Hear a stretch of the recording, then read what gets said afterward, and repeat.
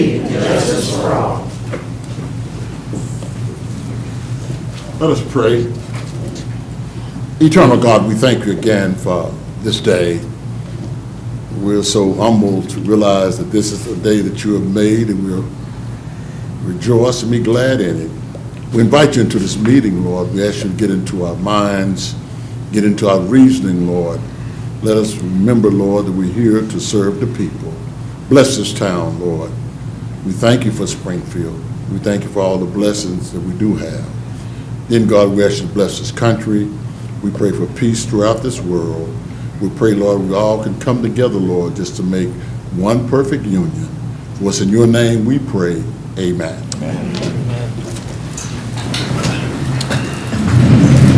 Before we get into our agenda, I'd like to make everybody aware that Melissa Brown, our city clerk, her father passed away, and she's not going to be here, but Kim Rickles will be filling in for her tonight. We appreciate that.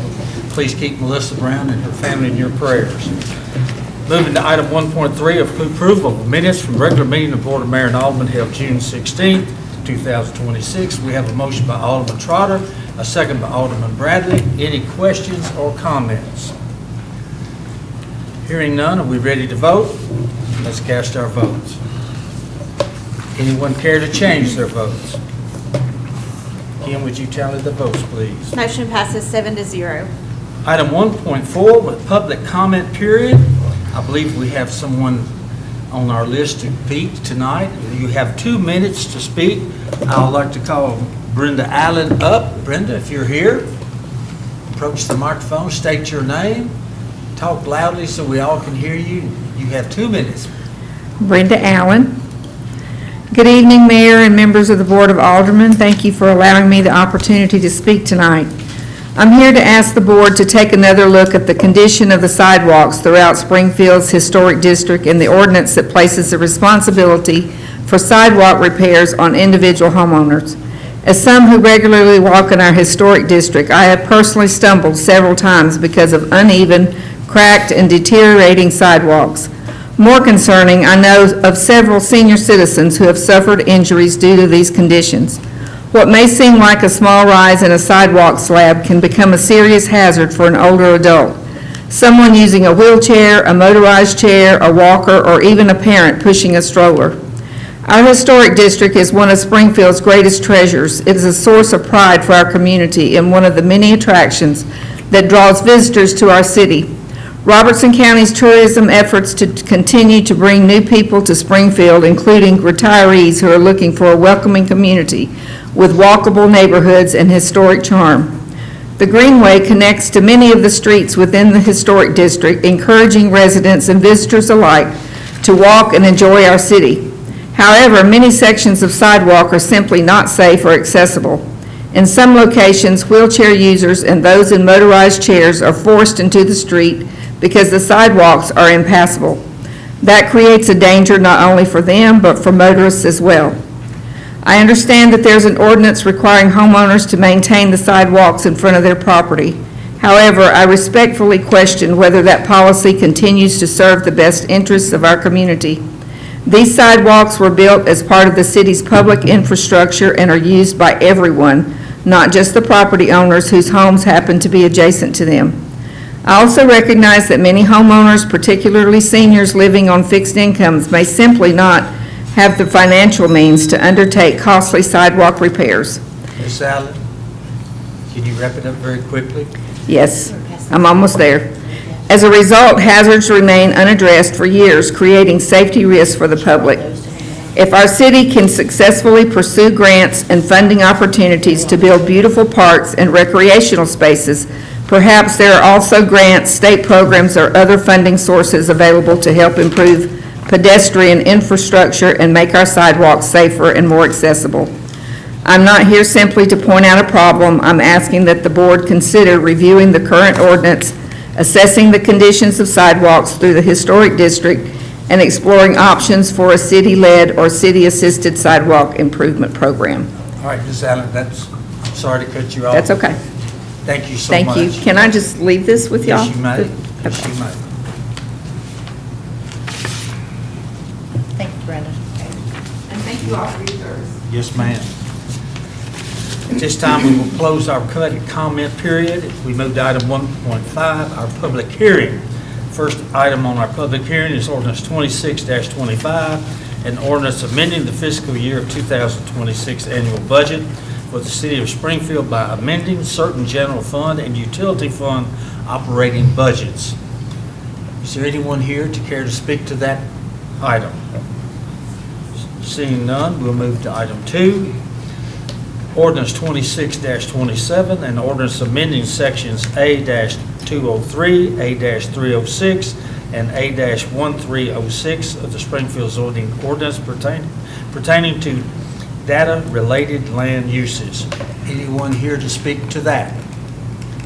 Seeing none, we'll move on. We will now close the public hearing portion of our agenda, moving to our legislative portion. Item 2.1, discuss and probably take action on ordinance 26-25 on second and final reading, an ordinance amending the fiscal year of 2026 annual budget for the city of Springfield by amending certain general fund and utility fund operating budgets. We have a motion by Alderman Bradley, a second by Alderman Hubbard. I believe City Manager Ryan Martin has something to add to this. Thank you, Mayor. This, we would ask that you amend this to reflect the amended Exhibit A. This is our final cleanup ordinance for the FY26 budget. Any questions or any comments? Hearing none, are we ready to vote? We need a second on the amendment.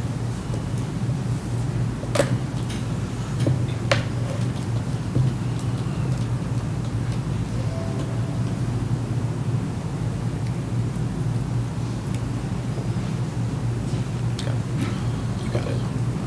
Second. You got a second. We got a second by Vice Mayor Harris. We ready to vote? Let's cast our votes. Anyone care to change their vote? Kim, would you tally the votes, please? Motion passes 7-0. Item 2.2, discuss and possibly take. Because you have to vote on Main motion. You voted on the amendments, now back to the main motion as amended here. All right, okay, sorry. Now back to item 2.1, discuss and possibly take action on ordinance 26-25 on second and final reading, an ordinance amending the fiscal budget for the city of Springfield by amending certain general fund and utility fund budgets. Motion by Alderman Bradley, second by Alderman Hubbard. Now, any questions or comments? Are we ready to vote? Let's cast our vote. Anyone care to change their vote? Would you tally the votes, please? Motion passes 7-0.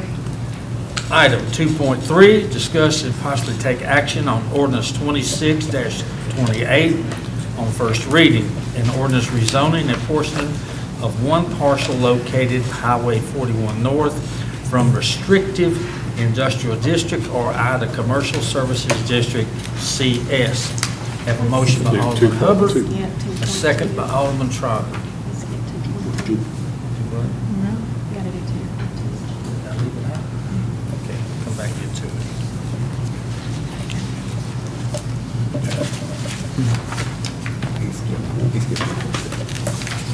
You got a motion by Alderman Hubbard, a second by Alderman Trotter.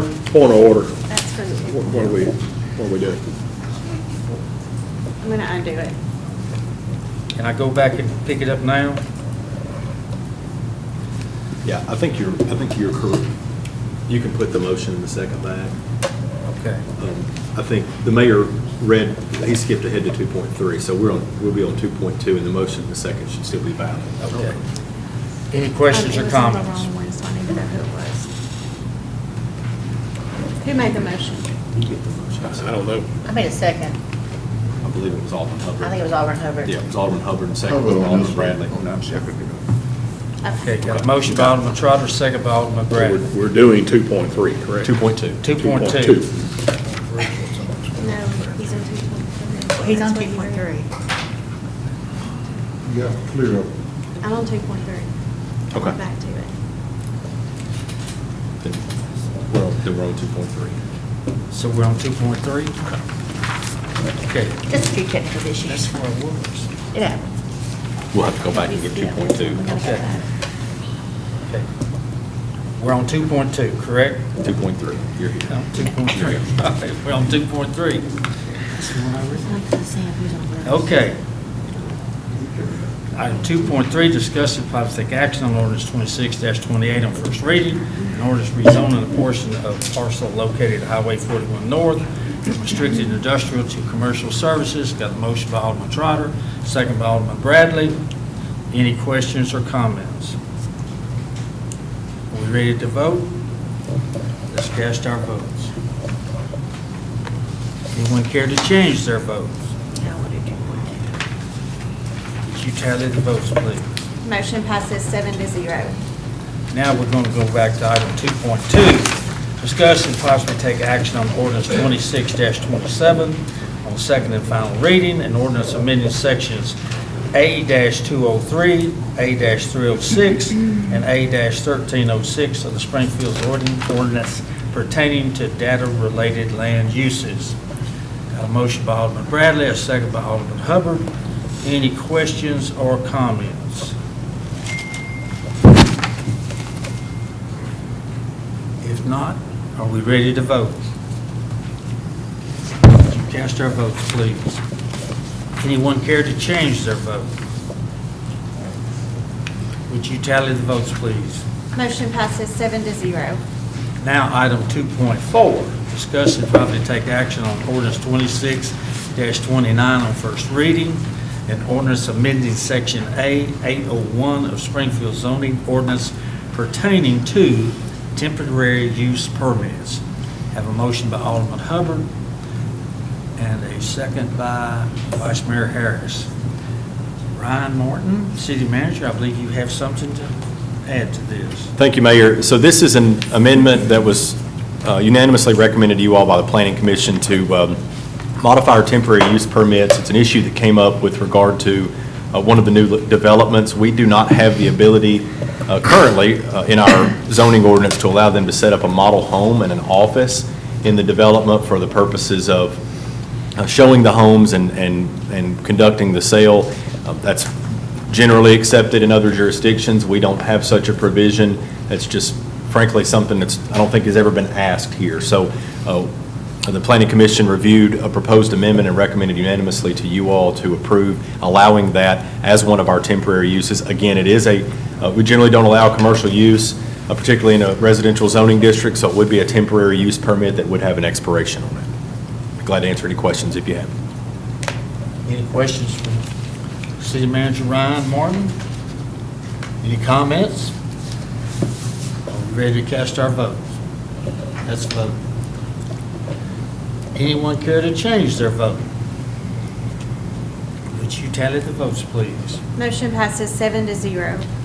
Item 2.5, discuss and probably take action on ordinance 26-30 on first reading, and ordinance amending the fiscal year 2027 annual budget for the city of Springfield by amending certain general fund and utility fund operating budgets. Have a motion by Alderman Hubbard, second by Alderman Gregg. Any questions or comments? Hearing none, are we ready to vote? Let's cast our votes. Anyone care to change their votes? Could you tally the votes, please? Motion passes 7-0. Item 2.6, discuss and possibly take action on ordinance 26-31 on first reading, and ordinance amending Title 5 of Chapter 6 of the Springfield Municipal Code relative to developer credits for system development charges. We have a motion by Alderman Alderman, a second by Alderman Hubbard. City Manager Ryan Martin, I believe you have something to add to this. Thank you, Mayor. So this is a proposed ordinance. We have our first discussion about developer credits as it pertains to our system development charges, which are allowed when there are contributions made towards the particular system, whether it be transportation system or a fire or whatever the case may be.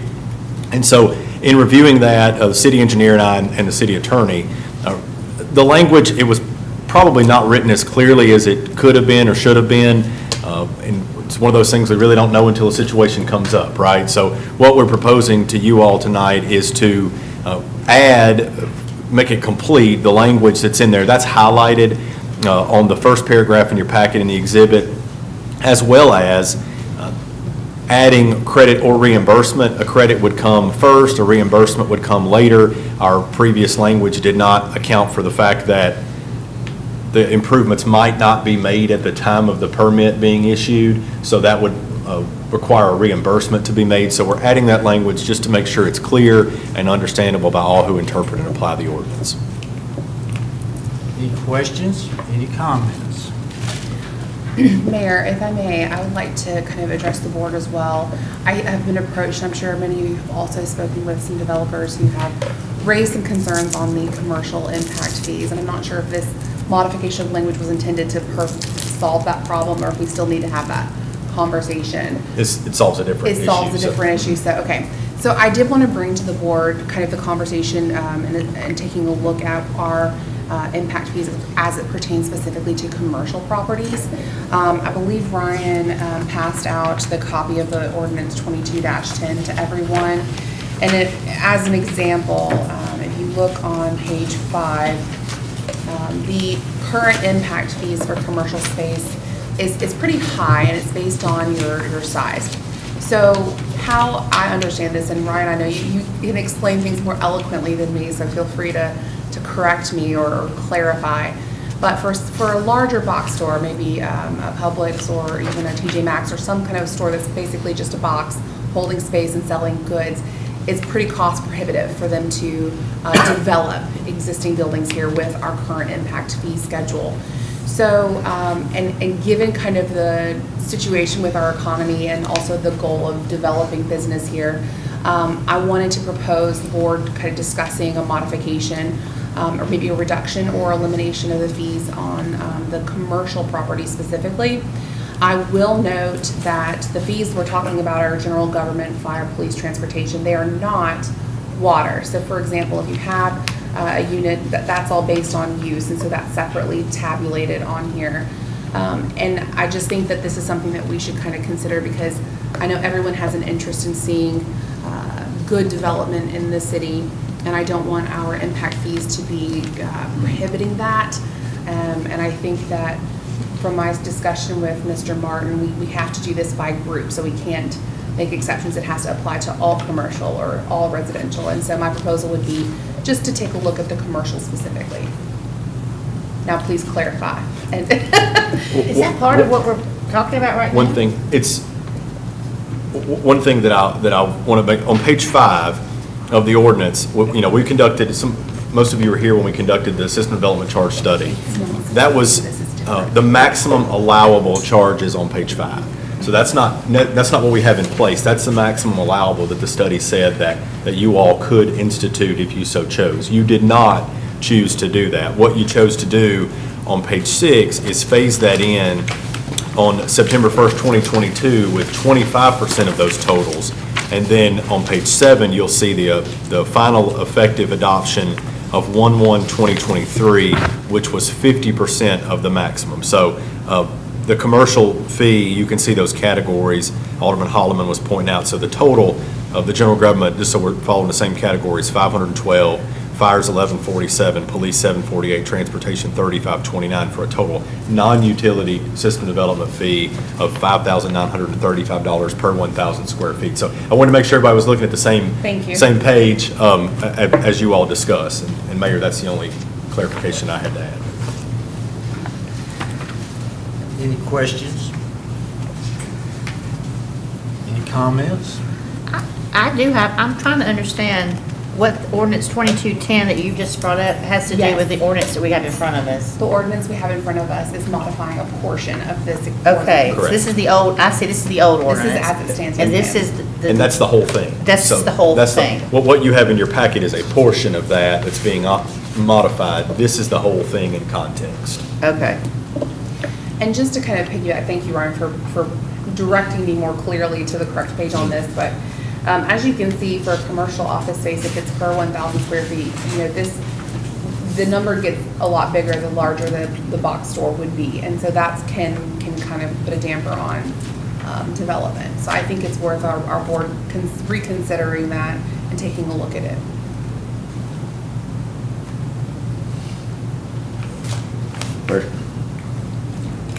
I couldn't quite hear. So you're talking about reducing the impact fees, I know what you're asking. Yes, sir, for specifically commercial properties. So as I understand, I'm sure there would be those who would love to see a reduction on the residential, but I think that for the reasons this board discussed and voted on a couple years ago, those things still stand. I think that the impact on the commercial is just, we're seeing it play out a little bit more, and it's, I think, hampering growth a bit. And I think that with an adjustment to those fees, we can still accomplish what we're needing to in order to offset some of the development that we're attracting, but still attract development that the city would like. Okay. So I've been approached also about maybe reduce some impact fees on residential fees.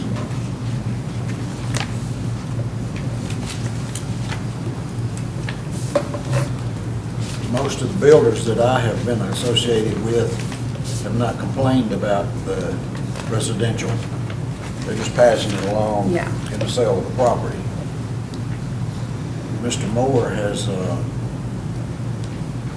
talked with me about the commercial side of it, and I have understood some of what he's saying when we're talking about a public-sized store.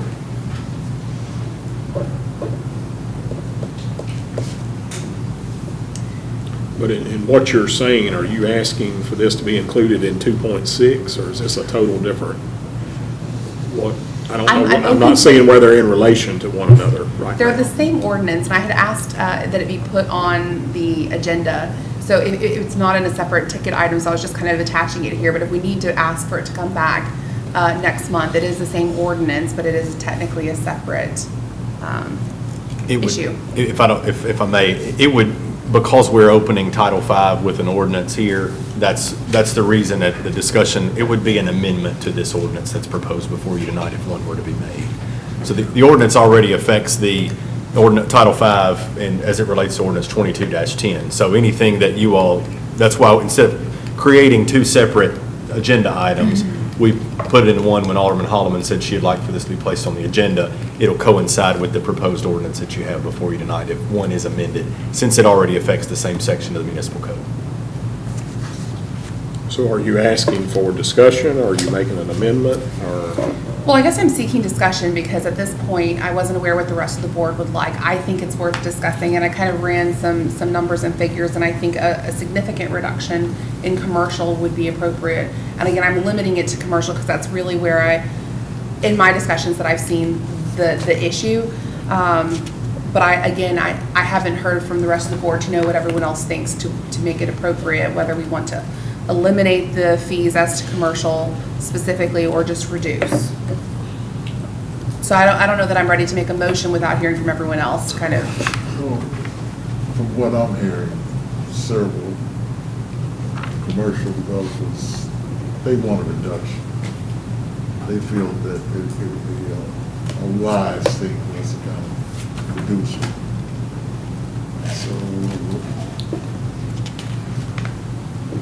City manager, have you looked at the impact on this?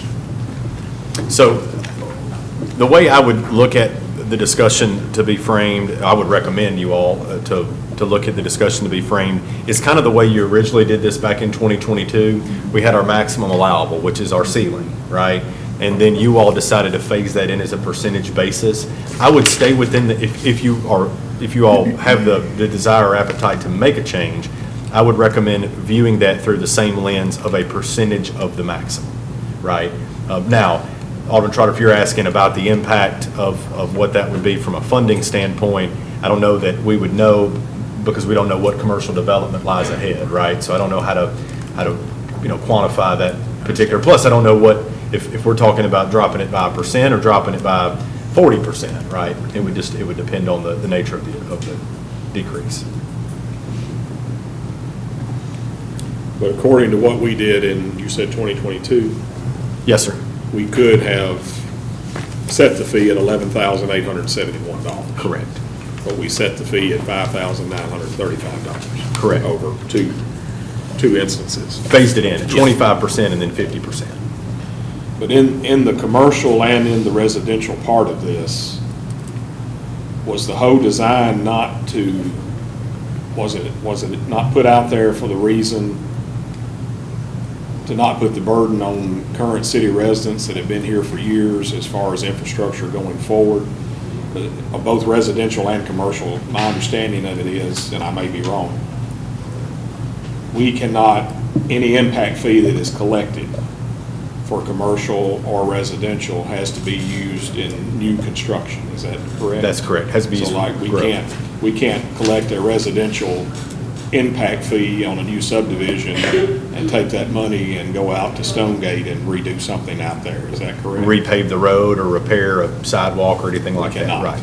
But we can do it in a new area. So That's that was the whole design behind these fees, not to put all the liability on current residents that have been here for years that may not would be.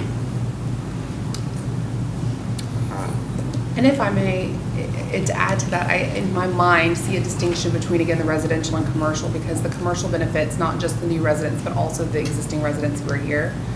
Whereas the residential primarily, having a new home built primarily benefits the resident that's going to be living in the home. So again, that's why I bring this up, because I think that when we adopted the percent-based thing, we did it across the board. So residential, commercial, industrial, all of it is at, I believe, 50% of the recommendation. Is that correct, the percentage? That's correct, 50%. Okay. So, Except for wastewater. So, Okay. Yeah. but, well, you're talking about just I am non-utility. not talking about wastewater, Yeah. yes. Wastewater was adopted at 100, Yes. but you're talking about non-utility. Yes, sir. So I think that in speaking with Ryan, what we can do that I think would be, as he said, a sound way to frame it is simply looking at it by category and then by percentage. So one could say, for example, modify the commercial percentage adopted without modifying the other ones, which is what I was proposing. Do you want that brought back down to 25%? I think that's a good starting place, and I think that, I know there were some who'd like to go lower, but I think that going back down to 25% would make a significant impact on the bottom line and maybe encourage more commercial development.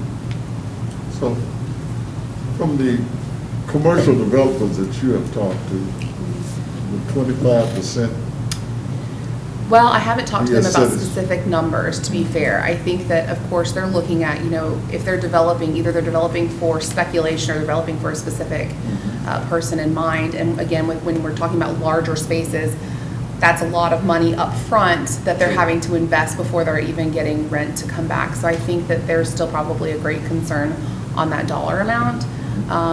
But I'm hopeful that any amount of modification would be beneficial.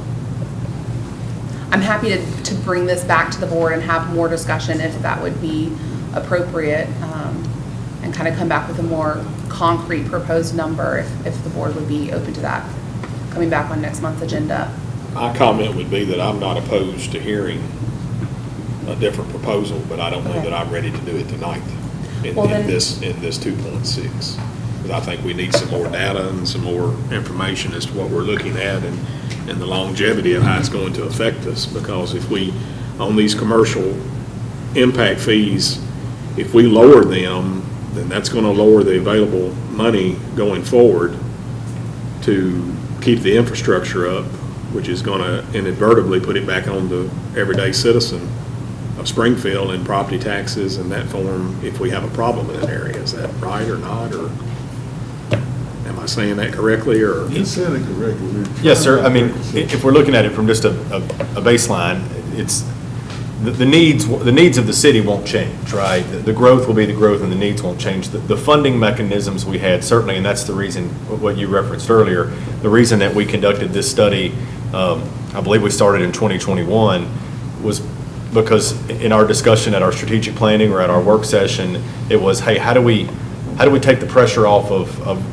sewer rate, wastewater rates or taxes and that sort of thing. And so this was the mechanism by which other jurisdictions have that we had not adopted. We had set on a path to adopt it 25 years ago and didn't, which is the reason the ceiling came back so high, right? The ceiling came back extremely high because we were behind on that. And so you all chose, rightfully so, not to go for the ceiling there, which I think helped tremendously. But yes, that burden is going to be split between the taxpayers and the ratepayers or the development. right? And so the decision that you all have to make is, how do we want that burden split? I would just, for myself, I would rather see some more data as far as what our surrounding communities are charging, where we are in reference to them and the impact fees or the system development fees that are being charged. I'm not opposed to looking at it, but I don't know that I'm ready to do anything with it tonight. I'm happy to gather some data, and I don't know if the city wants to gather some data as well, just, okay. But What- yeah, I think if it's agreeable, just to kind of bring it back up for discussion, we can Absolutely. gather more information. It's agreeable with me. For me Because I've too. heard from commercial developers. Thank you. Mayor, what, and I'd like to hear from the board, what specifically, what data you would like for us and my staff to gather over the next month, if you don't mind. I want to make sure that when we come back next month, we bring what's helpful, right? So, other jurisdictions, one thing that I've heard is that, did I hear that correctly? What our other areas are doing, commercial-wise. Comparable. yeah. Because what we're talking about now is strictly commercial, is that right? Yes. Okay. What they're comparable. I mean, She's like, talking 25%. I'd like to know some numbers at that 25%. So, Mr. Gregg, we could run some growth projections based on some anticipated commercial growth and then show the difference between the current 50% level and 25% level. That would be something that would be beneficial. Okay. I think so.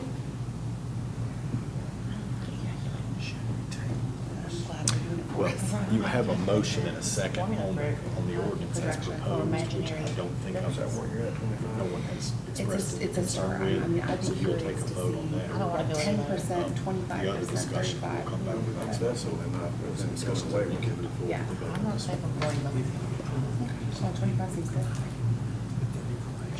This will be back in the second reading next month, but yes, we'll come back with the other information. It'll be back next month regardless. Are we all aware where we are now? so voting on 2.6 tonight, we're just voting on this wording change. Just the wording change on the developer credits. And then we'll come back and address this other. Yes, sir. Do you, and this is the pleasure of the board, do you want this in a separate agenda item next month? Because we will be back with this particular item on second reading next I month. think so. I would rather see it in a separate I would item too. myself. Okay. Then we will separate that out next month. Everyone good? Clear? Are we ready to vote? Yes. Let's cast our vote. Anyone care to change their vote? Would you tally the votes, please? Motion passes 7-0. Moving to our administrative portion of our agenda, item 3.1, discuss and possibly take action on the adjustment of the retail electric rates due to the wholesale fuel cost adjustment by the Tennessee Valley Authority. We have a motion by Alderman Hubbard, a second by Vice Mayor Harris. Electric Department Director, Mr. Terry Reesner, what do you have for us, sir?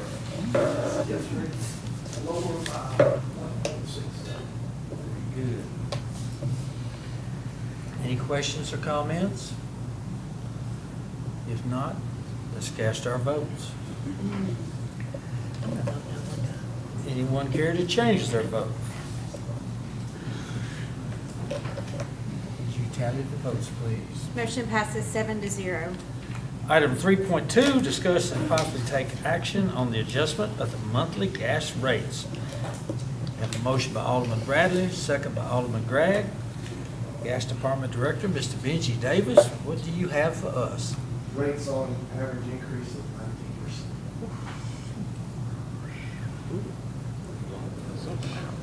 19%. Any questions or comments?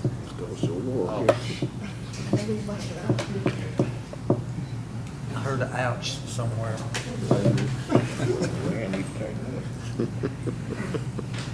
Hearing none, are we ready to vote? Let's cast our vote. Anyone care to change their vote? Would you tally the votes, please? Motion passes 7-0. Item 3.3, discuss and possibly take action on a master services agreement with OHM Advisors for engineering services for the wastewater department. We have a motion by Alderman Holloman, a second by Alderman Trotter. Any questions or comments?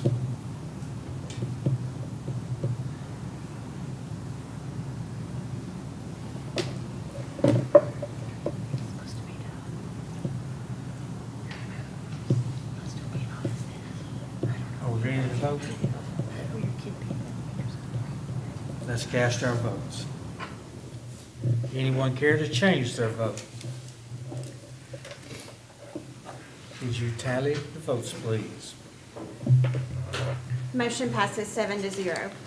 Item 3.4, discuss and probably take action on task order number 1 with OHM Advisors for sewer modeling. We have a motion by Alderman Holloman, a second by Alderman Hubbard.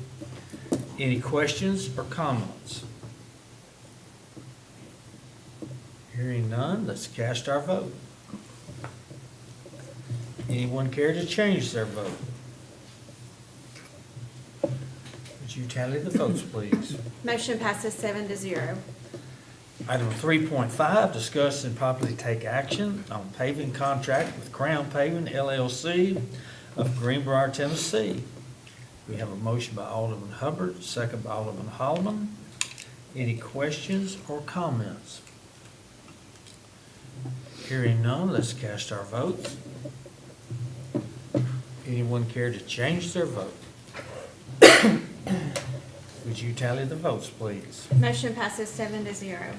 Item 3.6, discuss and possibly take action on a concrete contract with Justice Fans LLC of Pleasant View, Tennessee. We have a motion by Alderman Hubbard, a second by Alderman Gregg. Any questions or comments? Hearing none, let's cast our votes. Anyone care to change their vote? Would you tally the votes, please? Motion passes 7-0. Item 3.7, discuss and possibly take action on a patching contract with Justin Fans LLC of Pleasant View, Tennessee. We have a motion by Alderman Holloman, a second by Alderman Hubbard. Any questions or comments? Hearing none, let's cast our votes. Anyone care to change their vote? Would you tally the votes, please? Motion passes 7-0. Item 3.8, discuss and possibly take action on an emergency purchase ratification for a sanitation refuge truck repair in the amount of $46,908.71. We have a motion by Alderman Trotter, second by Alderman Hubbard. Any questions or comments? Hearing none, let's cast our votes. Anyone care to change their votes? Would you tally the votes, please? Motion passes 7-0. Thank you. Item 3.9, discuss and possibly take action on an extension agreement with medical analysis for the operation and management of the employee health clinic. Have a motion by Alderman Hubbard, second by Alderman Gregg. I think City Manager Ron Martin, you have something to add to that? Yes, sir. So we are asking for you all to approve the renewal of the clinic agreement tonight. The employee health clinic, as you know, is been wildly successful, and so that contract has expired, the original contract. And what we are asking for you all to do tonight is approve the agreement contingent upon the attorneys to work out the final language. So what you have before you is essentially the terms of the renewal. There's a couple of terms that are in the air still, particularly being that of what would happen in a future renewal and any increase clauses. That does not affect the agreement, the one-year renewal that you all are approving today, or the FY27 budget. We already knew what the FY27 cost would be, which is an increase because of the addition of a second provider, which is needed. But we are asking for you all to approve a renewal of that. I hope you all have been able to benefit from it. I know our employees have. We certainly use it organizationally for our pre-employment physicals and drug screens and workers' comp visits and that sort of thing. It's been a very, I say often, it's probably one of the best things we've ever done for our employees. We've hit some bumps in the road over the last year or so with the clinic, and I think adding a second provider will be beneficial to allowing more employees to get in and be seen. One of the unanticipated things that happened is that because of the primary care vacuum that happened here about the time we opened the clinic or shortly before we opened the clinic, a lot of our employees turned that into their primary care. And so that's, this clinic is heavily relied upon by our employees, by many of our employees, for their day-to-day medical care. Excellent. Any questions, any comments? Hearing none, let's cast our votes. Anyone care to change their votes? Would you tally the votes, please? Motion passes 7-0. Item 3.10, discuss and possibly take action on the city's sidewalk maintenance regulations. We have a motion. Wait a minute. There's nothing on our,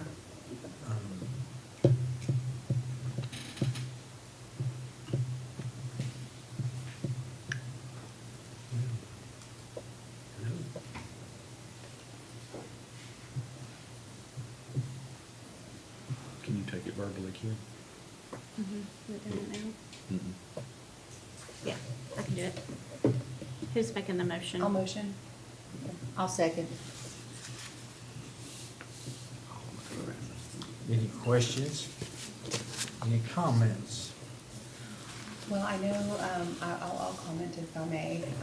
This is something that you all heard Ms. Allen speak on earlier, and has come up many times in my ward.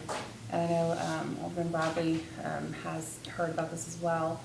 We have some really difficult sidewalk issues in terms of walkability in the downtown Springfield area. And I've unfortunately heard from numerous people, not just Ms. Allen, but probably half a dozen people who have fallen or been injured. Currently, the sidewalk ordinance has the responsibility for maintaining sidewalks on the homeowner. Many people, I think, don't realize that. I think it's a pretty significant cost barrier to changing it. So it's a concern. I don't have an answer, but I wanted to raise the issue with this board. I think that having the walkability and the sidewalks in our community is a huge benefit across the city. So I think it's something that's important to this board. Can I ask the city manager, can you give us a little history of when we quit doing this and why we quit doing this? Well, what time we quit maintaining sidewalks? So, best that I know, if you look in your packet, you will see that, and I've pulled the entire sidewalk regulations for you. You will see that this iteration originated prior to the 1981 code. So the legislative history there, Section 16-301 was formerly 12-301 in the previous code. The city did a municipal code overhaul in 1981, and so things were renumbered and reorganized. So what I can tell you, Alderman Bradley, is prior to it's been around longer than 45 years. So what was David Smith doing for the city when he was repairing sidewalks? Now, nothing precludes the city from repairing. We still repair sidewalks. We still replace some sidewalks are responsible for, particularly downtown, because that falls within, that is not privately owned property, right? So there are some sidewalks that we own and we are required to maintain as part of the streetscape or part of the greenway. We also do ADA crosswalks. So we do a lot of ADA work on crosswalks and intersections. And we've always done that. And the ordinance has always provided for that. So, but you're telling me since 1981, we have required citizens to take care of the sidewalk in front of their home? I'm telling you, before 1981, the cities had that in place. But in 1980, we know that this iteration existed prior to 1981 because this iteration was adopted in the 81 code, but there's a citation there that references this same regulation in a different organizational fashion prior to 81. So I do not know, frankly, Alderman Bradley, how far that goes back. Well, now we have the greenways, and everything's so ultra-connected from downtown to Garner to Travis Price. I see it as a public safety issue. I personally think it's the city's responsibility to keep safe sidewalks available for its citizens. It seems like that would be a natural concurrence for a city to maintain its sidewalks. That's where I'm coming from. What about the neighborhoods that don't have sidewalks? I knew you were gonna say that, and we don't I have was any about to sidewalks. say that. They need We don't sidewalks see too. it. I think you should, I Definitely. think everybody ought to have sidewalks. I don't think it's a this or that. I We don't, never had sidewalks. well, and I think that's sad, and I'm sorry for that. People- But in the meantime, the sidewalks that we do have are crumbling and people are falling. And I'm for repairing sidewalks, but people Ward Two been asking for sidewalks at South Main to MLK for years before I became alderman. I understand, I vote yes for that. Bring that to the board. yeah. They could actually- There's a That's lot part of things Greenway, I that'd be think. nice if we could afford to do it. We have to take care of our citizens. But under this present structure that it's under, is that not what most cities and counties operate under? The same thing? There are, so quite a few cities in, and I have a little bit of a list here. So of the cities that we kind of cursorily searched, and this is from when it came up before, and we kind of glanced at it again because I think we had this discussion a few years ago. Lebanon, Columbia, Gallatin, Murfreesboro, Portland, Memphis. Memphis does a huge, used to do at least a big awareness campaign for their ordinance. Germantown, quite a few cities have the same, almost the exact same language. So what I suspect, back to your point, is that there was a model ordinance written at some point in time, maybe in the 60s, and a lot of cities adopted it.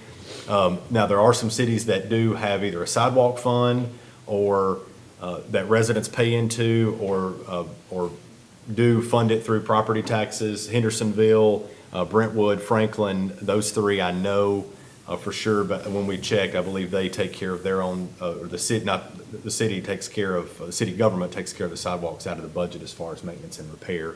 But a lot of the cities, particularly the older county seat cities in Middle Tennessee, have the same exact, or at least at one point in time, had the same exact language that we do. But we don't know if they still have them though. I'm You sorry. said they did still have them. We don't know if they still do. They still do. Most of these still do as of today.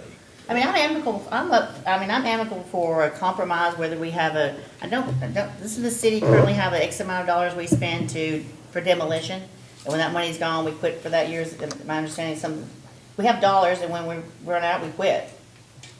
Are you talking about for like slum clearance or Yeah, condemned property? correct. We do. We generally have a placeholder in the budget in case we need to do. Now, it's generally just that, and we haven't used it in a few years, but it's about $20,000, I think. And when whenever we've had to demolish something, we have to do a budget amendment because it costs more than $20,000. Right. But it's more of a placeholder in case we had to do something on an emergency basis. Even if the city set up a fund and for the most damaged ones where citizens could pay maybe potential, they pay, throwing this out there, I'm spitballing here. We pay half, the city pays half, the resident pays half, but it has to be something more amicable than putting it straight on all of this, on all of the citizens. Particularly, I want to reemphasize this, because of how everything connects on the Greenway now and in the historic district, goes all the way over. I mean, it'd be like not taking care of the sidewalks going to the park. It's a similar situation. Mayor, I have two questions, I guess, and I don't know that the answer is readily apparent, but I am curious if the city were to consider taking on responsibility, what that cost would be, right? Because obviously that's a Absolutely. cost, so I don't know what it would be. The second question I would have is, assuming that we don't significantly change the existing ordinance, how can we address this? Because it is getting to a point, there are some sidewalks that are particularly worse than others. And again, I have had multiple people contact me about having falls or having issues with this. Same. So I think that I don't love being the, bad guy of trying to beat on people and make them, fix the sidewalk. But I think that the issue's there and we need to figure out a way to address it. If not by having the city repair them ourselves, and we need to figure out a way to effectively address the issue. And I don't know what that is, but I'm just curious. Yeah, so a couple of things. I do have a number for you. So we have approximately 39, just shy of 40 miles of sidewalk in the city. The last update, and I'm not sure how recent this update from Mr. Moore is, 2019, pre-COVID, maybe one time when it came up before. The estimate to get everything up to ADA, existing sidewalks, ramps, obstructions, crosswalks, everything, was $16 million. I didn't say we had to do it all in one night. I'm just saying. That was a 2019 estimate, so Yeah. Ms. Hallman, you can probably assume that's We all gone know up the wastewater. 50% at this point. So I would say you're safely looking between $20 and $25 million. So then the question becomes, and of course, as a staff, we'll do whatever the will of the board is as far as you tell us what you want to do with sidewalks, and that's what we'll carry out.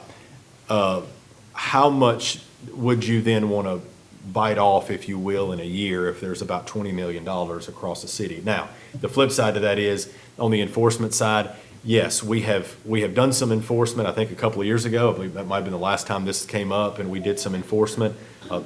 Quite a few property owners fixed their sidewalks and fixed those. There's some enforcement that needs to be done again. I would encourage folks to, we do not have, we do not have a sidewalk patrolman, okay, or patrol person. I don't have anyone that goes out and specifically inspects sidewalks in residential areas. So we do appreciate the tips that come along when someone lets us know where there is an issue, so we can go address it with that property owner. It is difficult, when I spoke with someone who did have a fall, and she did not want to disclose where because it feels like tattling on her neighbors.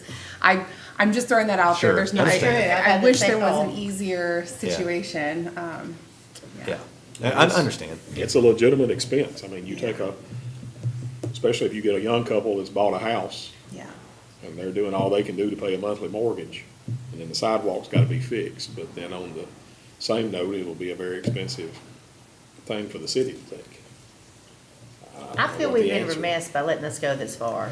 I would be curious, and I don't know, again, if this is an easy number but assuming hypothetically that the sidewalks were fixed, what does annual maintenance look like?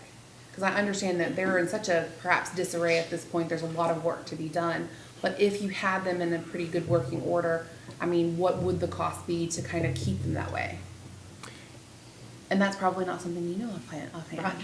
An estimate, I would say if you magically replaced all of the sidewalk in the city that needed to be replaced overnight, and fixed everything, you're still probably looking at, $250,000 to $300,000. We already budget, I believe, $50,000 a year for the work that we do, the ADA crosswalks, because that's something that we do evaluate frequently, are the crosswalks, where the intersections happen, and make sure that when those tear up, leading into the crosswalk in the intersection, that we do fix that. We do not, in which the ordinance that the board passed however many years ago provides for, does not preclude the city from solving those problems. And that's where we do, when it's particularly leading out into the right-of-way, we view that as a safety issue that we just take care of, right? And we budget about $50,000 annually for that expense. So if you're talking about regular sidewalk maintenance, you're probably $250,000 to $500,000 a year might take care of it, but that might not get everything done in a year, right? You're talking about 40 miles of sidewalk, and you're talking about tree roots, and you're talking about car, people, or cars hitting curbs that crack, and a lot of things that can happen to a sidewalk and deterioration over time. In the cities that do have some maintenance of their sidewalks, are they doing the entire city, or are they taking certain parts of the city that they're targeting to maintain themselves? My understanding is they budget a certain amount per year, right? And So, then use that towards. so that doesn't alleviate the phone calls that you would get, because then the Right. phone calls that you get are, why are they fixing over on that side of town instead of this side of town, and. Yeah, I think the concern primarily that we're having is that right now, nothing's really getting done because most people are not fixing. Correct. Well, I am open to what the board would consider, and perhaps the guidance that you and Clayton can provide from just your experience handling this. I think that personally, and on behalf of my ward, I would like to see the city put maybe more effort into it. If we can't fix all of it, which I understand, perhaps we can target and again set aside some money each year to be more aggressive with correcting some of the worst offenders, so that we can kind of get these things in line, and also encouraging homeowners, again, and particularly where there are bad sidewalks, to get those fixed. Alderman, I empathize with your argument. But suppose you live in a subdivision that was cut out and no sidewalk, and you have to watch your people walk in the street. And it was safe until 5 or 6 or 7 years ago. Now we got speeders, so it's really not safe for those folks who have to walk in the street. I'm talking about Rose Hill. Are you talking about, what's the South Main? No, I'm talking about Rose Hill. Okay, And, you know, it bothers me. yeah. So I empathize with what you're saying, but I kind of have an older neighborhood too. Well, to be clear, I don't have any sidewalks in my neighborhood either, so, I mean, that's not what we're talking about safety, I know what you're saying. I have a question, because I know I'm the newest board member, and I'm learning every time we have a meeting. We have impact fees, and we just talked about them, we just talked about tweaking them. We can't use impact fees to fix sidewalks? Why not? Not older. They're all tagged to specific things and ongoing growth. So they use it to build new sidewalks. I'm sorry? They use impact fees to build new sidewalks. That's what we're Okay. doing, we're building these new sidewalks. Impact fees by law are allowed to only be used for growth-related Yeah. expense, and so you can't repair anything essentially with an impact fee. That's kind of one of those, for instance, just to give you an example, on the wastewater treatment plant, we had a 3.4 million gallon per day plant. We're building a 7 million gallon per day plant, so we're doubling the size. We can basically essentially use our impact fees if we had enough, which we don't. But say we had impact fees that would cover the whole thing, we could only use it for 50% of the cost because it's the growth-related aspects of the new plant, not the original we couldn't use it for the original 3.4 million gallons per day. Same with a sidewalk. You can't use impact fees to repair a sidewalk. You could, however, use impact fees to install a new one. Does the Greenway fall under that category? Does the Greenway not fall under the impact fee to maintain, to do that? You can't use impact fees for maintenance of your current infrastructure.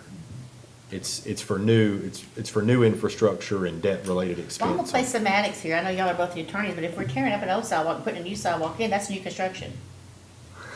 I mean, come on, I mean, New construction would be if you went into Indian Hills and put in sidewalks. That's well, correct. we're talking semantics now. I'm just I saying mean, there's gotta that, be. yeah, that part would be new construction, but to go down on Walnut Street and take up a piece and replace that, that's repair. But it's New construction, if you would go from Josephine Street all the way back to Industrial Drive on Rose Hill and put some sidewalk. See, you know, it really bothers me, okay? When we get to talking about sidewalks, and I've been living without sidewalks for 54 years. I'm just gonna give an opinion of mine, that if we change this from the present way that it's laid out, we're gonna open up a floodgate that we're not gonna be able to handle financially. So I would rather maybe us look at some type of funding put into the budget each year that would be somewhat of a city assistance to the homeowner, where some of that cost is shared. But yet again, it's gonna be a certain amount like you talked about. And if it goes above that each year, then, you know, we're out of money for that year. But I'd love maybe to start some somewhere. type of assistance program to help the, I mean, I totally see where you're coming from. It's not cheap to do anything anymore. And I imagine placing a sidewalk in front of somebody's house, I would think that would be several thousands of dollars. I don't know that, but,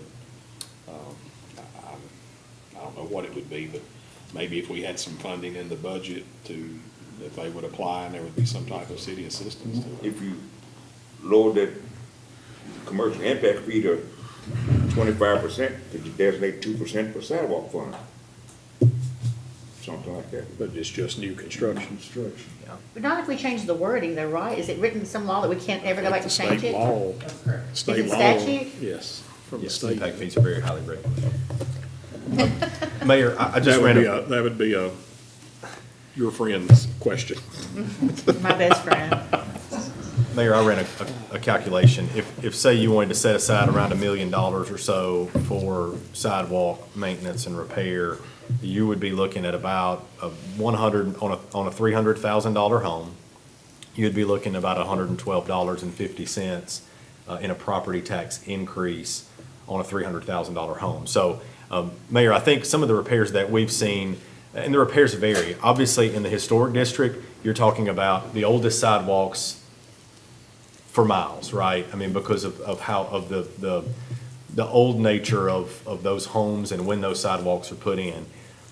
That being the exception, right, rather than the rule, well, let's just talk about that for a second, because they're not all created equally, right? All sidewalk issues aren't created equally. You have the historic district, which has sidewalks that needed repair 40 years ago, right? At least 40 years ago to try to salvage anything. Now you're basically having to go in because you're way out you have to go in and redo everything. Then you have sidewalks where maybe a tree root has bucked it up and it needs to be sanded down, right? Or you have cracks that need to be filled, right? Where it's crumbling, right? So you reseal it and fill in cracks. You're talking about most of our sidewalk repairs in the city, for a homeowner, I would say would be a couple of $100 to a few $100s, right? Which is expensive. Don't get me wrong. I mean, I'm not diminishing the significance of the expense, except for folks in the historic district, which probably have to put in a whole new sidewalk, right? Because Exactly. there's no recovering there. But aside from that being the exception, because also the other issue you're gonna have is we have right out our front door here on North Main, you have sidewalks that are going down the street that have utility poles sitting in the middle of them, right? And so you have utility relocation expense, which is wildly expensive, to get those in compliance if we were responsible for that. So a lot of issues that existed because of our historic nature, a lot of issues that existed prior to almost any regulation, right? I mean, certainly before something like ADA or before anything else municipal code-wise existed. So really the issue before the board, if you're talking about $112.50 for a $300,000 home, a tax-assessed home, right? Do you want every homeowner to pay $112.50 for everybody else's sidewalks? Or do you want the individuals to pay a few $100s once, or in the extreme cases, a couple of $1,000s once, right, for their sidewalk, right? So that's really, just to help frame the discussion of kind of the fork in the road that I hear from the board is how do you want the collective to pay for, you want everybody to share in the cost for everybody's sidewalks, for the sidewalks collectively, which is what I heard from Alderman Bradley, the collective being responsible. Because it's not, just to be clear, we're not talking about the city paying for anything, right? Taxpayers are paying for it. They're either paying for their own or they're paying for everybody else's, right? It's not there's not a bucket of money. You all know we just passed a very thinly balanced budget, right? And that was, and so to add an additional expense of this nature, we're not talking about the homeowners are now off the hook from repairing sidewalks. They're still on the hook. They're still, because they're going to be on the hook now through their property taxes versus through their own hiring of someone to repair a sidewalk. So as I said earlier, the staff will execute whatever the will of the board is, and we're good. I just want to make sure we understand that it's still going to affect the citizens and property owners regardless of the route that we choose. Sure. But to clarify, you say their sidewalk, like it's theirs, and once they fix it, nobody else can walk on it. So when you choose that terminology, like their sidewalk, you're acting like nobody else is gonna get to use that sidewalk once they repair it. I wanna make it abundantly clear that these are for everybody, and especially with the connection of the greenways and through the historic district. Sure, and I was framing that through the lens of the current ordinance, which talks about the abutting property owner being responsible for the immediate adjacent sidewalk. I was gonna just kind of piggyback a little bit on that to say, part of the issue is that these sidewalks do benefit everyone. And I know of people who come from farther out and they drive in and park in the historic district so they can walk and use the sidewalks, which is wonderful. Happy to have them. I had another person, when I explained that the sidewalks were their responsibility, they said, well, then I'm just gonna take my sidewalk up so no one can walk across my yard. And I think this is a problem that no one's gonna see 100% eye to eye on, but I do think that for my 2 cents, I think it's a benefit to everyone to have them. I would love us to figure out a way. I liked your suggestion, Alderman Harris, of maybe setting aside some funds where people could apply, and maybe it's needs-based, where those who actually do have more need for assistance could have that. But I don't want to put it a huge burden on taxpayers. I think sometimes maybe starting small and meeting in the middle. Absolutely. I think it's a benefit to our whole community to have these sidewalks. That's my 2 cents. And Mayor, if I can clarify, I did not intend that no one could use another sidewalk. What I was trying to convey there is that you're right now property owners are financially responsible for this section of sidewalk in front of their home, Sure, right? and there have been some other residents who have taken that, this is my sidewalk, and have extended their yard and put a fence up, and there are several places in the historic district, because it's my sidewalk, I'm responsible, and here's how I'm gonna be responsible for it. I'm gonna make you have to walk out in the street to go around. The inconsistency is, Again, I empathize with your argument, but we are being victimized by poor planning of how they laid this city out. And like I said, with the Rose Hill subdivision, they just threw houses up there, forget about sidewalks. South Main, I heard brother say, and a few other portions of, well, South Side. absolutely. You know, and so, you know, it's, we're suffering from neglect and poor planning years ago. Well, now we have a chance to address it and remedy it. And that's what we've got to be sensitive to, that we're correcting something that happened years ago with poor planning. Thanks y'all for at least listening to the conversation and taking this under advisement. I mean, I think what I would like to have is we have some money come back, sir? Some information about the cost. I mean, you've got the cost numbers. Maybe we can get together and see if there is a program we can put together that would help subsidize, if nothing else, start small. Or see what that fund, if there's any will on the board to even have a fund to help repair some of these, if that's even the will of the board, or if they want to do where I'm not hearing any besides us. I have a question for Clayton. That would piss me off. How long should a sidewalk last?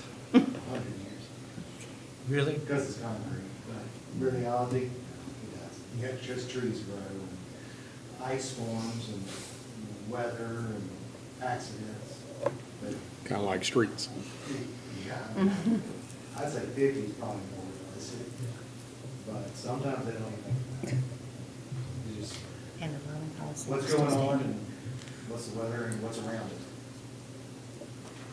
And how well it was poured in the first And place? how, absolutely, Yeah. that is 100% correct. I'm sure there's a lot of people there that probably cannot afford to do their sidewalks, but I'm also sure that there's a lot of people that could go out there in that 50-foot, most of those lots are 50-foot wide, that could fix, and I'm not saying tear them all up, fix the problem, patch, do whatever they have to do in order to make it usable, if they would be willing to do that. And the mention of enforcement, some people aren't gonna do anything until they're forced to do that.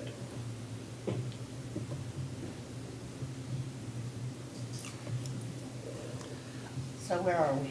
I would be in favor of trying to set aside a certain amount of money, I don't know, not $1 million, but something that we could possibly live with to do some sidewalk maintenance. Excellent. I think that would be fair. And maybe eliminate the problems that make the sidewalks fail to begin with, the trees and the water runoff and all those things, or people backing trucks over them, or all those kind of things. There's a lot of things that happen to sidewalks, they catch it, but it's a hard life. But then some of them, you have a little foot traffic and that's it. Back in the day, people walked a whole lot more, and the sidewalks were much more necessary. You walk to the store, you walk to school, you walk down to see your neighbor.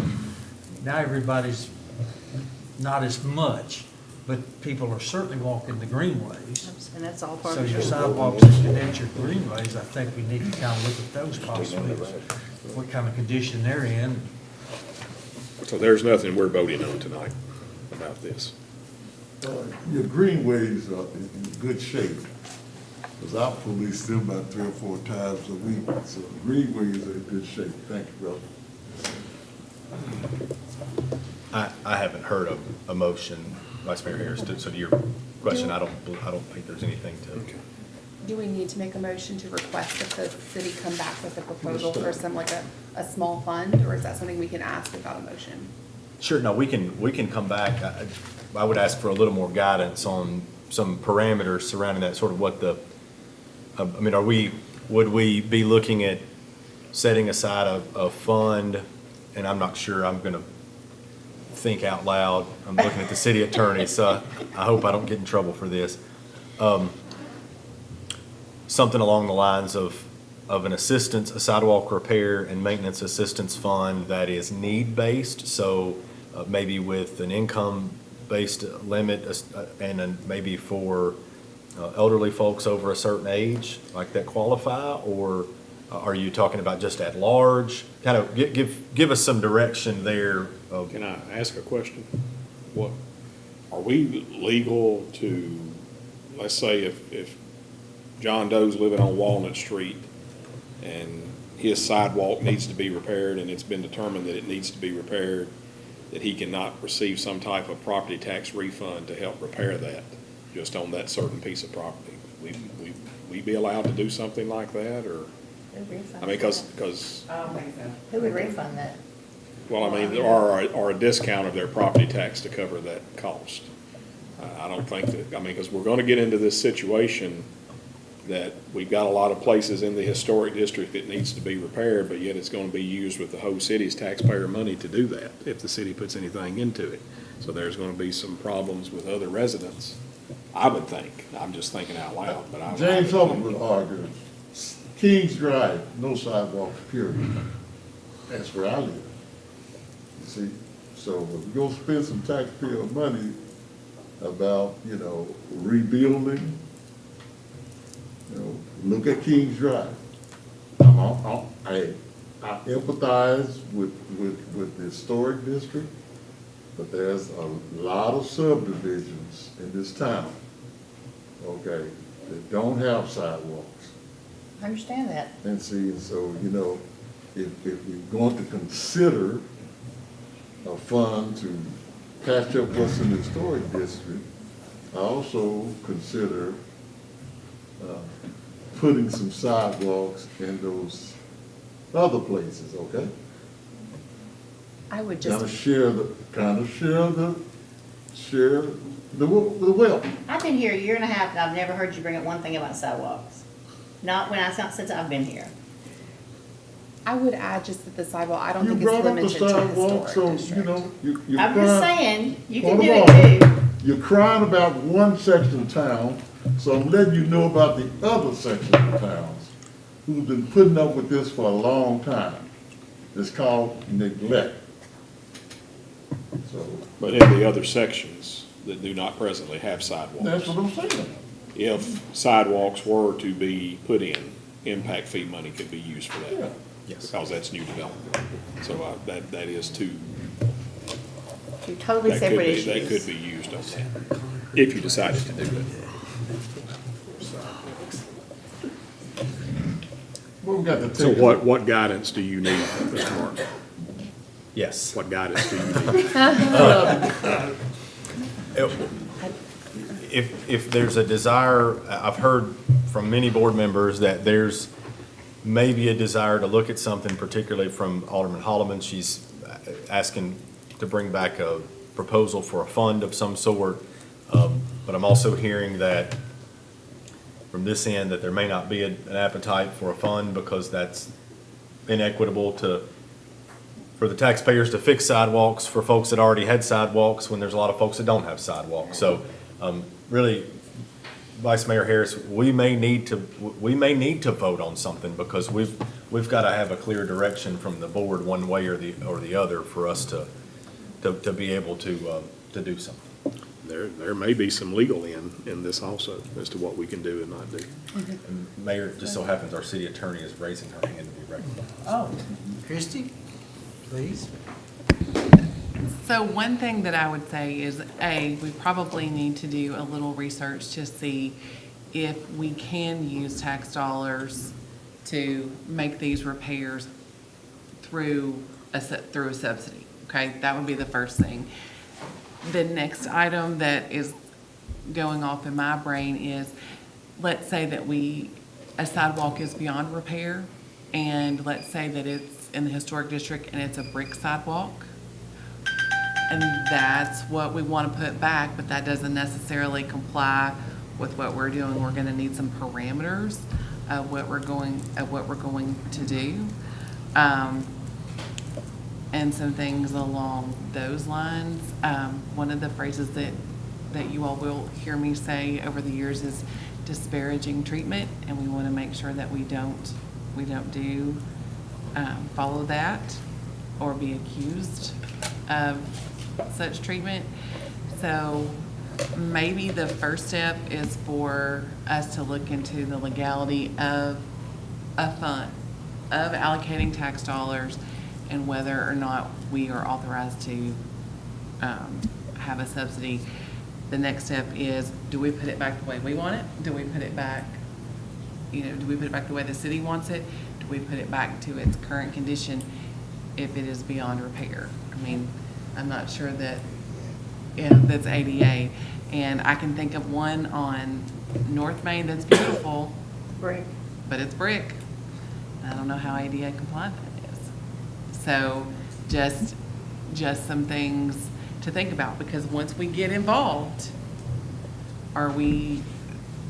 how far are we going to be required to go? I would love to see your research on that. And I was Me too. saying, just kind of glancing at the ordinance as it's written now, I think there already is some teeth in that for the city to be able to go in and force some of these sidewalks to be corrected. We haven't.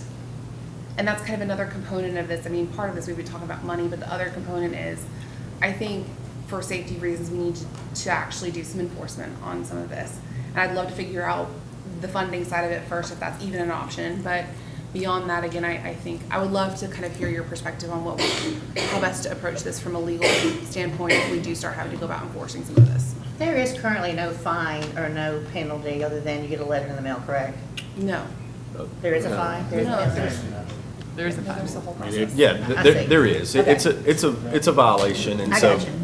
we did not, I think the last round of enforcement did not actually issue any citations, because I believe that's the last time the issue landed back here, and we sort of pressed pause on the enforcement aspects of that ordinance, because there was some discussion about, I think there was we have a lot of new people in a lot of people that have moved to Springfield over the last few years that were unaware. I don't know if Tennessee is unique in this approach, but we have a lot of new residents that weren't aware. So when they received a letter from Mr. Moore that said you need to repair your sidewalk, or you're going to be you're in violation of city ordinance and you may get a citation, then that created some consternation among some folks. Sure. And so we did get a lot of compliance out of the last round, but that didn't solve the problem, right? And Ms. Holloman is correct. There is still a lot of enforcement to be done. And so absolutely some direction on where, we don't want to go have someone spend $2,000 replacing their sidewalk if in 2 months you all are going to remove that requirement and they could have gotten, the city government to pay for it or subsidize it or whatever the case is. But we are happy to begin enforcement immediately. I make a motion that 3.10 be deferred to another meeting. I think you want some instruction. Can we give guidance that the city attorney find out what we can do legally? Right. As far as establishing a fund, and then go from there? I would- Using time, I I would don't know ask if that we- as well, to get some guidance from the attorney. And since we crossed the impact fee. for I was new just gonna development- say, why can't No, we but- build but let me streets finish. there? Let me finish. Since we opened up about the impact fee, let's look at these other neighborhoods. See, we're sitting up here and our audience is listening to us, and other neighborhoods in Springfield, well, they don't care about me. I still got to walk on the grass and the ditch out in the highway, okay? So, if we're going to make an ordinance, if we're gonna make something, okay, let's spread the wealth, okay? Let's spread it I have a around. motion that the city attorney establish a legal opinion on this and bring it back to this board. Now, second. Mayor, there's already, Mr. Trotter made a motion. Right, I made a motion on deferring this. So you have a motion on the floor. Has anybody got a second on Mr. Trotter's motion? Unless he retracts his motion. Question, Unless he retracts his motion. look at uses of the impact fee toward that. Are you deferring on her getting an opinion? Is that what your deferral is? Or are you just deferring it totally? Deferring it totally, you get some information on it. Well, you want some information with your deferral? Right. I mean, I don't wanna vote on it tonight, what I'm saying. If I may, Mayor, then if we just want to sit tight on what we've got, I think the city attorney has the direction she needs. So, Mr. Trotter, I don't know that there's a need for a motion. That would require a vote. Okay. So if you want to rescind your motion, I think that would be in order. Am I right on that? I think we've got the verbal direction we need. Before we leave that topic, Mayor, one thing, just as a food for thought over the next month, to put in perspective what we've collected from a system development charge perspective, our transportation system development charge balance currently sits just a hair less than $1 million. Okay? That's how much in system development fees that we have collected in the transportation category.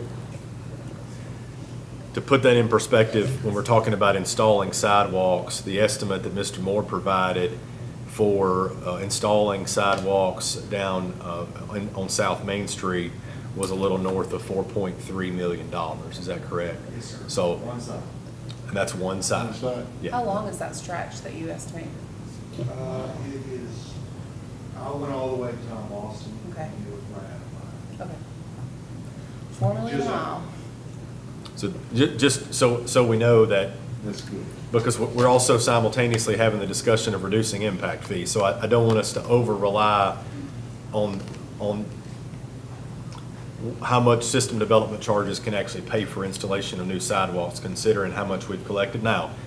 We've got 1,000 units under construction right now, so we're going to collect quite a bit more residential transportation system development fees, and that permits that haven't been pulled, but dirt has been turned. So there will be some more that comes into that fund. It will not be enough just over the course of that to be able to even fund that project, right? I rescind my motion. I was just making the point that it could be used. I didn't say it was there. Sure, it can be. Yeah, Yes, it sir. can be used. Yes, I know it's not there. So we'll move on now to, Chair Martin ready to go. Oh, this is awesome. Mayor, without objection, I move take consent as one. all right. Second. We have a motion by Vice Mayor Harris. We have a second by Alderman Trotter. Any questions or comments? If not, let's cast our vote. Anyone care to change their vote? Would you tally the votes, please? Motion passes 7-0. I think it's time for Mr. Martin, City Manager's report. Thank you, Mayor. I'll be very brief tonight. Give you a quick fire station update for the third fire station. We continue our meetings. We were at a 50% stage of construction drawings. We have seen the cost